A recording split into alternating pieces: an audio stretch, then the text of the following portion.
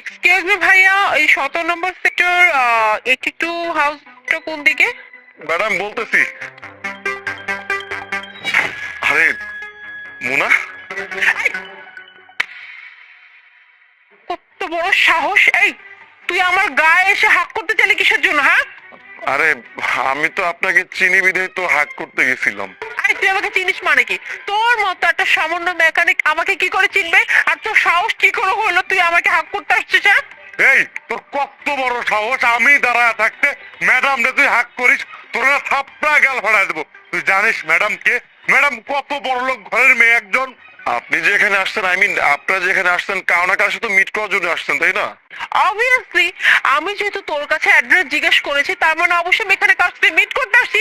তার মানে এই না তোর মতো একটা মেকানিক আমার গায়ে এসে হাক করতে বসবে। আরে ম্যাডাম, এটা তো নর্মাল বিষয়। আমরা কারো বাসায় যেতেছি এই জন্য জিজ্ঞেস করছি। এই ধরনের পোলাপান জানেন বকাটে হয়, যেসব দিয়ে বুঝতেছেন না, একদম থার্ড ক্লাস পোলাপান। মানে মায়াদের কিভাবে ইমপ্রেস করতে হয় এই জন্য এইসব কাজ করে না। এদের না কি করতে হবে জানেন? থাপড়ায় একদম হাত পা পুরো ভাঙিয়ে দিতে হবে। এই করিস তো মেকানিকের কাম, আর রাস্তায় দাঁড়ায় এরকম ভাব দেখাস, মায়াদেরই প্রিজিং করিস না। দেখুন ম্যাডাম, আমি কোনো মেকানিক না। তো তুই মেকানিক না তো কি, হ্যাঁ? আমি তো চোখে দেখতেই পাচ্ছি তুই এখানে খুব সুন্দর করে বাইকের সার্ভিসিং এ কাজ করাস। আবার বলতেছিস না আমি মেকানিক না। মেকানিক বলতে কি লজ্জা করে? যে কাজ করে সে কাজ বলতে পারিস না, হ্যাঁ? আমার নিজ চোখে দেখছি তুই মেকানিক, তুই হুন্ডা ঠিক করছিস। এই হুন্ডাটা কান না কান নিয়ে আইসস, চালাতে গিয়ে নষ্ট হয়ে গেছে, আর নিজে ঠিক করতেছস। তোদের আমার খুব ভালো করে চেনা আছে, তোর 420, কিন্তু ভাব নিতেছস কি তুই বিশাল বড় লোক, বিশাল বড় জমিদার, তাই না? আপনারা দুজনই না আমার ভুল বুঝতেছেন, আমার কথাটা শুনেন। ম্যাডাম, এত ফালতু আলাপ করে লাভ নাই। ওর সঙ্গে কথা বলে লাভ আছে নাকি? ওটা ফকিন্নি, ও একটা বাটপার সিটার। আপনি যার সঙ্গে দেখা করতে আসছেন ওর একটা ফোন দেন, তাই তো হয়ে যায়। এক্স্যাক্টলি, তুমি ঠিক কথাই বলেছো। আমি যার সাথে দেখা করতেছি তার নাম্বার তো আমার কাছে আছে। শুধু শুধু আমি কেন এরকম একটা ছোট লোক বাচ্চার সাথে কথা বলতেছি বুঝতেছি না। এই চলো ওকে কল দিব। চত্বর।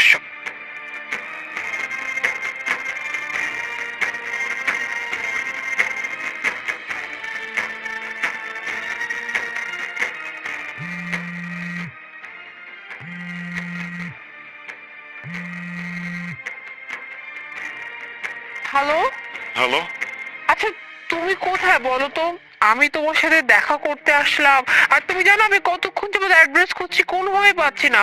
বাবা বললো আজকে তোমার সাথে মিটিং করতে, মানে দেখা করতে, তাই আমি আসলাম। প্লিজ আমাকে এসে একটু নিয়ে যাও না, আমি না চিনতে পারছি না তোমার বাসাটা।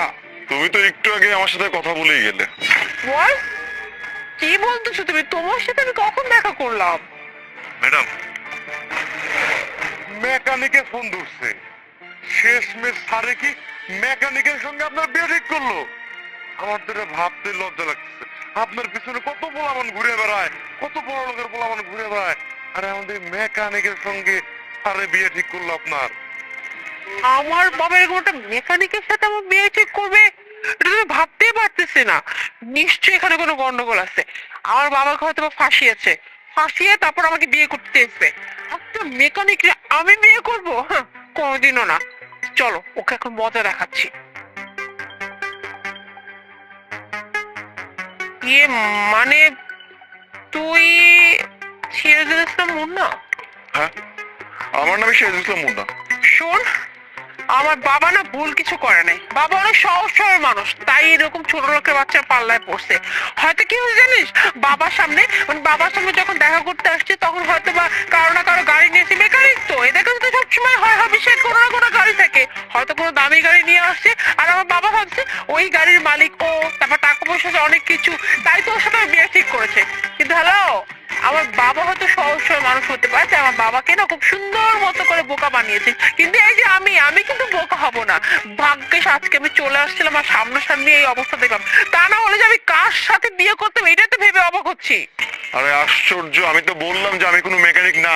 ম্যাডাম, আমরা ঠিক টাইমে এসে ঠিক জিনিসটাই দেখছি। আমরা যদি নিজ চোখে না দেখতাম তাহলে তো আমরা বিশ্বাসই করতাম না এই বলা মেকানিক। বিয়ের পর তো কাম গুলো হয়ে যেত ম্যাডাম। দেখুন ম্যাডাম, আপনার বাবাকে না আমি কোনো উল্টাপাল্টা কিছু বলিনি, কোনো ভুল কিছু দেখেনি। আমি যা বলছি সব সত্যি বলছি।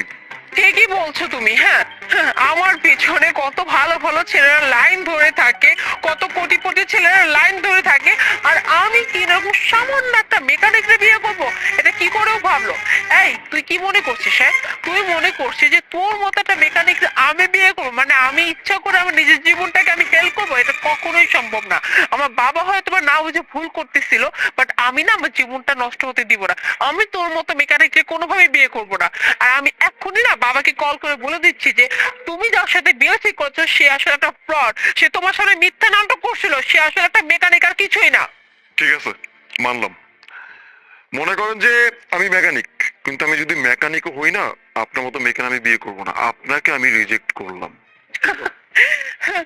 দেখো না কি বলছে, হ্যাঁ মাথা মাথা কি গেছে নাকি? হ্যাঁ, একই তো মেকানিক, তার উপর আমার সামনে দাঁড়িয়ে আমাকেই বলা হচ্ছে যে বিয়ে তুমি কি রিজেক্ট করবা?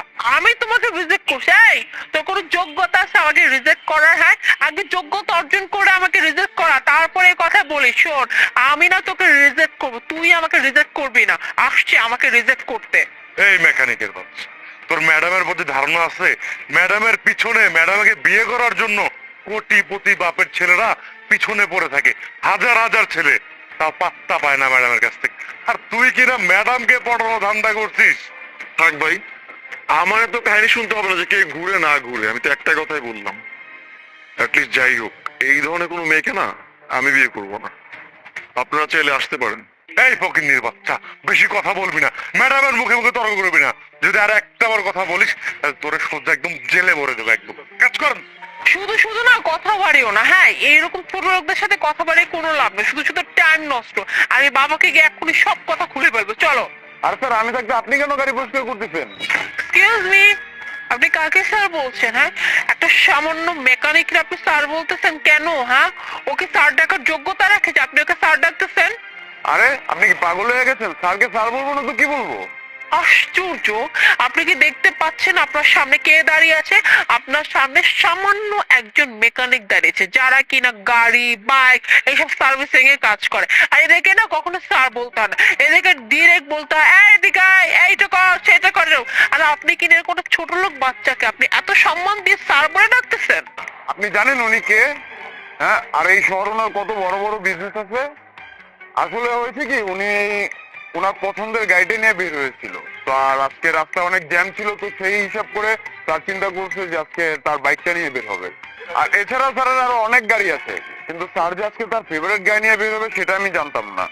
তো স্যারের হচ্ছে আজকে প্রচুর পরিমাণ লেট হয়ে গিয়েছিল আর রাস্তায় জ্যাম ছিল, তাই স্যার আজকে বাইক নিয়ে বের হয়েছে। আর ভুলটা আমারই, আমি স্যারের গাড়িটা পরিষ্কার করতেছিলাম। যদি আমি পরিষ্কার না করতাম তাহলে হয়তো বা স্যার টাইম টু টাইম বের হতে পারতো। আর আপনি কিনা না জেনেই স্যারকে অপমান করতেছেন।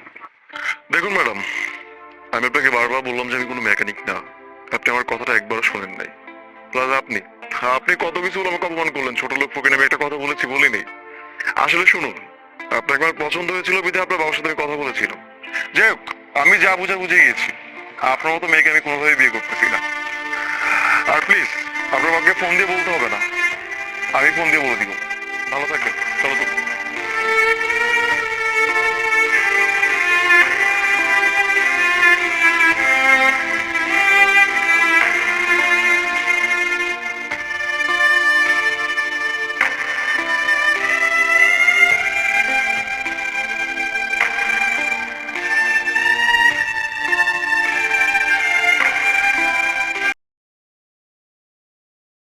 এই নাও, এটা তোমার বেতন আর এটা তোমার, যাও কাজ করো।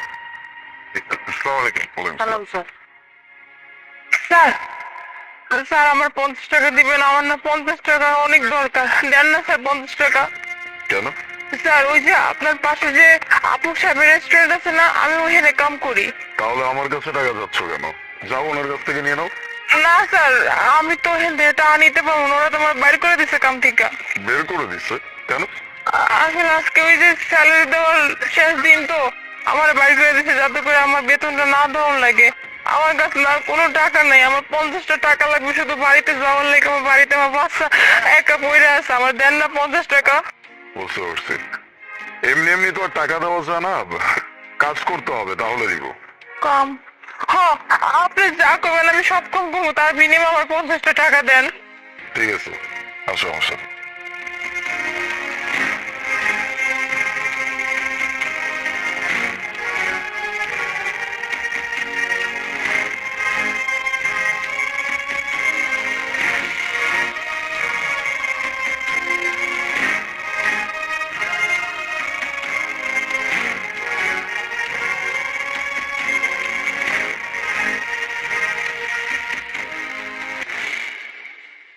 এই নাও তোমার টাকা।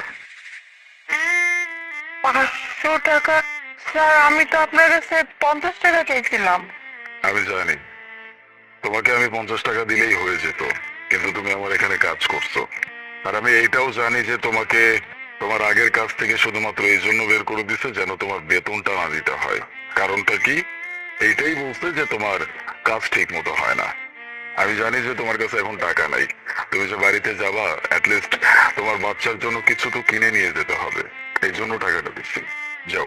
আচ্ছা ঠিক আছে স্যার, আমি তাহলে এখন যাই। শোনো, এই নাও, এটা তোমার অ্যাডভান্স। অ্যাডভান্স? এইটা কিসের অ্যাডভান্স? আগামীকাল থেকে আমার এখানে কাজ শুরু করতেছো, সেটার অ্যাডভান্স। দেখো আমি খুব ভালো করে একটা ব্যাপার জানি, তোমাদের মতো যারা কর্মচারী আছে এরা পুরো মাস কাজ করার পরে শুধুমাত্র এই দিনটার অপেক্ষায় থাকে, অনেক উৎফুল্ল হয়ে থাকে যে আজকে আমি পুরো মাসের স্যালারি পাবো, আমি যে পুরো মাস পরিশ্রম করছি সেটার একটা পারিশ্রমিক আমি পাবো, যেটা দিয়ে আমি আমার বাড়ি ভাড়া দিতে পারবো, যেটা দিয়ে আমি আমার পুরো মাসের বাজার সদাই করতে পারবো, আমি আমার বাচ্চার জন্য কিছু কিনতে পারবো, আমি নিজের জন্য কিছু টাকা রেখে দিতে পারবো। এই সমস্ত কিছুর খরচা তোমাদের এই বেতনের টাকার মধ্যে সীমাবদ্ধ থাকে। কিন্তু যখন তোমরা এই টাকাটা না পাও তখন যে তোমাদের মনের ভিতরে কি চলে এটা আমি খুব ভালো করে বুঝি। যাই হোক, তুমি কি আবার এখানে চাকরি করতে রাজি? হ স্যার, কেন করুম না? আপনি আমার চাকরি দিতেছেন, আবার এতগুলো টাকা অ্যাডভান্সও দিলেন। আসলে স্যার আপনি একটা কথা সত্যি কইছেন, আমরা যারা ছোট মোটো কর্মচারী আছি আমরা তো পাই অল্প কটা টাকা বেতন। মাস যখন শেষ হয় আশা খাই কবে বেতনটা পাবো। কিন্তু কিছু কিছু মানুষ আছে বেতন দিবে না দেখা বেতন তার আগের দিনই কাম থেকে বাইর করে দেয়। কিন্তু আপনার মতো এরকম ভালো মানুষ এই দুনিয়াতে আছে, এই লেগে মনে হয় এখন পর্যন্ত আমার মতো গরিব মানুষরা বাইচে আছে।